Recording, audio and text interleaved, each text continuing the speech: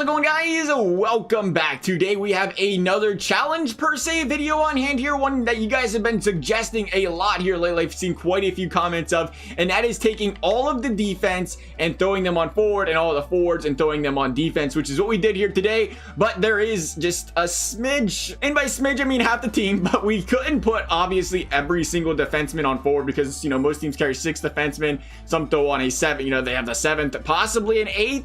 But for the most part, you only have those 7, so we couldn't take every single starting defenseman and put them on starting forward. But what we could do was take every single starting defenseman and throw them on the top 6 for forwards, which I think will do the trick as well here, because at the end of the day, you know, most of the time those bottom 6 guys, they're more of your defensive type forwards anyway. I don't think it'll have a huge impact being those guys on the third line. We'll see. Third and fourth line. It's more, I think what would be interesting to see what happens here is how the teams, you know, play with having all defensemen on the top 6 and then obviously having forwards like Austin Matthews and John Tavares and Willie. Oh my goodness, look at that defense. Look at that D-Corp Toronto. Thankfully in EA games, you have to give anybody that plays, even if they don't even know how to play defense, you have to give them good defensive awareness to get the stats up. So this will be interesting.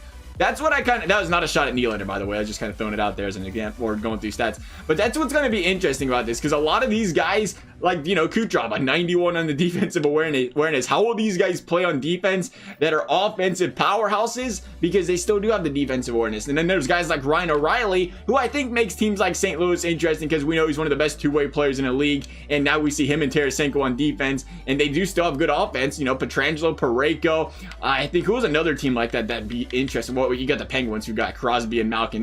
We had to play them together. Why not?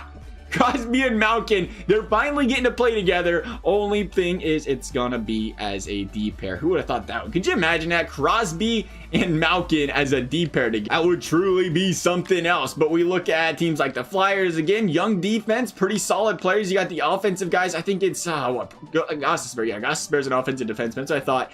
You got guys like Gostisbehere who got the decent offensive awareness. Are we allowed to spin still? Is that against the rules, like spinning when you got the little camera thing in the background?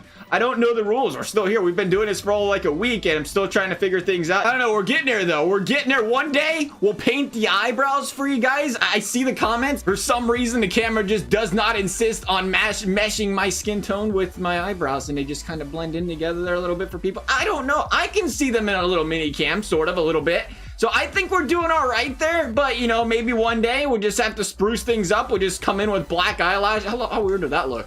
Nice little black eyebrows there. Oh, that'd be fantastic if that would get going right there. But Duchesne Forsberg over here in Nashville. Let's stay on topic here, fellas. Let's stay on topic. Chicago, Taze. Oh, yeah, Taze is another one. Taze and Kane. Taze down to that 87 overall, though. Still a solid two-way forward. Still a 93 on defensive awareness. So how he plays on defense here should be interesting. It was Boston. Boston was the team I wanted to look at. Because, again, we talked about the really good defensive players. Bergeron's one. We got to put Bergeron in that first line. Come on, EA. Bergeron on the first line with Marchand. That should be interesting. A two-way forward in Marchand and Bergeron. That might be your best D pair in the league this season. We will see. The forwards are Chara, McAvoy, and Torrey Krug over there on Boston.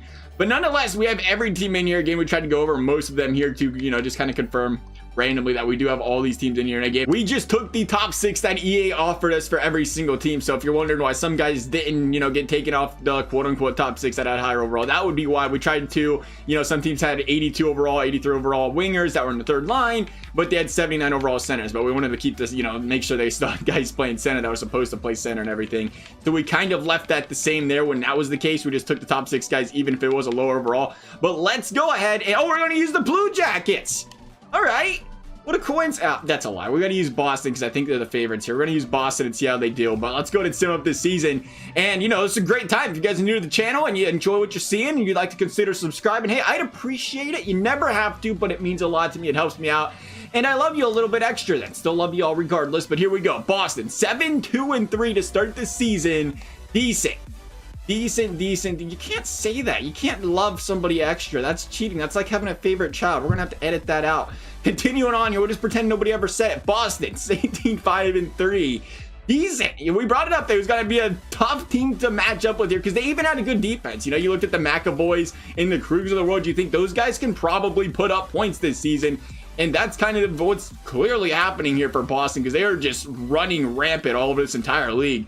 top of the division, 30-12, having a great season here. Not great enough though, because the Tampa Bay Lightning currently hold first place in a division. They just took it from these Bruins. Two teams just dominating the league this season. Boston should get 50 points easily here. I don't know, we're on a little bit of a losing streak here, maybe not. Boston's they should be able to take it. They got about 7 games to get 2 wins. They should be all right. They'll get to 50. They'll get to 100 and what, about 9 points if I had to guess this season. Buffalo, the Sabres making playoffs, moving the forwards to defense. Maybe that helped them out. Let's take a look though, kind of get an idea of how some of these teams did from a line perspective here. I know we can look at points, but kind of get an idea of what teams did from a, oh, we can't, way to go. You waited 1 second too long. We might have to wait till the end of the season to check that out, but we'll take a look at the stats here real quick to see how players are doing. Krug, 70 points.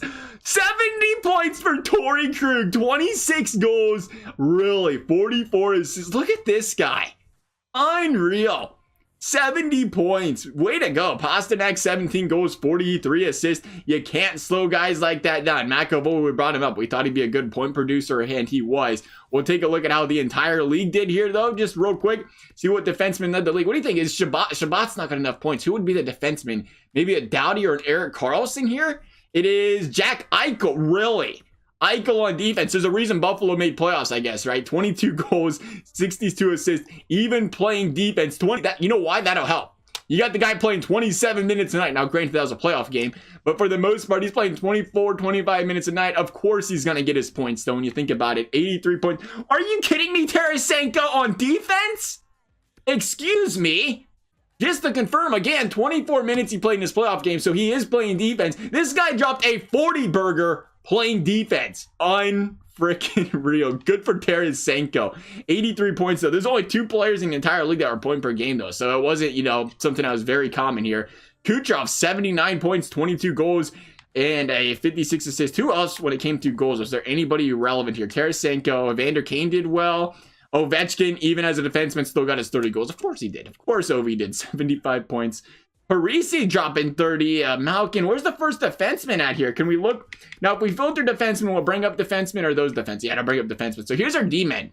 16 goals, 61 assists for Karlsson. Just take a look at his stats real quick. He has, well, that's why. He's 86 in the accuracy, 85 on his slap shot accuracy. So even though he's playing forward, still not the greatest goal scorer. So you're kind of seeing that reflect there, but a great playmaker. The reason he did have 77 points there for the season. 72 out of Slavin. All right, that's different. Hedman, 71. Who led defenseman in goals, though? 26 for Torrey Krug. The Boston Bruins, a force to be reckoned with. PK not far behind, 65 points, plus 22. Did these Devils make playoffs? They may have. The switch up for some of these teams may have helped. Some of these teams that might be, a little bit better defensively than they are offensively in the top 6, and you switch it up a little bit. You throw some of them forwards on offense or on the defense that are, decent defensively. Maybe it works. We brought it up. It'd be a little bit different because you have players with a defensive awareness on forward that, get the big defensive awareness boost, the booster overall high enough. Nonetheless, the best plus minus by a D-man was Ryan McDonagh. Just to take a look. We'll take a look at the forwards one last time here just to get a peek at it. It was a 33 for McDonagh, led the league. How was I'm assuming the goalie stats look good then, because there was not a lot of point per game players, which you would have wondered if that happened because of the forwards playing defense, which did not appear to be the case here. There was not a lot of goal scoring, and we're seeing that. 921 out of Binner, a Rask 927, 924 out of Vasilevsky, 917 out of Dubin. Yeah, so a lot of really good performances from the goalies this season. 1.94 for Cal Pedersen in 21 games. I'm sure LA would love to see that right there. 1.97. How's Pedersen doing? Is it Peterson or Pedersen? It's probably Peterson. How's he doing this year? I feel like he's been having a decent season, hasn't he? Maybe I'm wrong there. Lindgren right behind him, but as far as goaltenders that actually played, it looks like the first one is, again, Vasilevsky. But for the most part, a lot of solid goaltender performances as we expected. We'll take a peek real quick at these standings. Again, so you make playoffs now that we switched up the defenses here. We had Tampa, Montreal, Florida, and Buffalo. So Toronto, throwing the big hitters over there on defense, wasn't quite enough. They tied, though. 93 points for them, 93 for Buffalo, but Buffalo owned the tiebreaker, it looks like here. Then Detroit and Ottawa, even with the flip-flop, still couldn't get the job done. In the Metro, it was Carolina, it was Washington, and it was the New York Rangers. Some big misses here. The Penguins, the Flyers, and the Islanders, all playoff contenders, and the Blue Jackets right now in real life. Seeing them guys switch up, not getting the job done with the defense here. Over in the Pacific, 5 teams making it. The Blackhawks, Predators, Avalanche, Wild, and Blues. It looks like the Stars and Jets. Man, that Pacific is one of those, or Pacific Central is one of those divisions I feel like you look at every year, and I feel like every team always has a chance. And you look at it, I guess the Blackhawks are playing bad this year, but the Wild are in it. And you think of that, and it's like, wow, anybody can make it. I'm not really surprised by the 2 teams that didn't make it because of how many good teams are in that division. And you have 84, 88, and 93 points out of the Canucks, Sharks, and Oilers. But let's go ahead and sim up the rest of these playoffs. We'll see who does end up winning the Stanley Cup. We'll take a look at who gets the Selke, who gets the Norris. We have always kind of wondered who they give the Selke and Norris to. If the defenseman, you know, if Ryan O'Reilly plays defense all year, can he still win the Selke because he is a forward in this game? It's one thing I've seen you guys ask multiple questions on. Buffalo kind of bounced these Bruins in the first round. Such a big upset. The game was spazzing there. But I know it was a question you guys were kind of curious to see what happened here in the past. So we'll see. This will be a perfect opportunity here. Unless they give it to a bottom 6 guy, the Selke that is, which is still possible as well.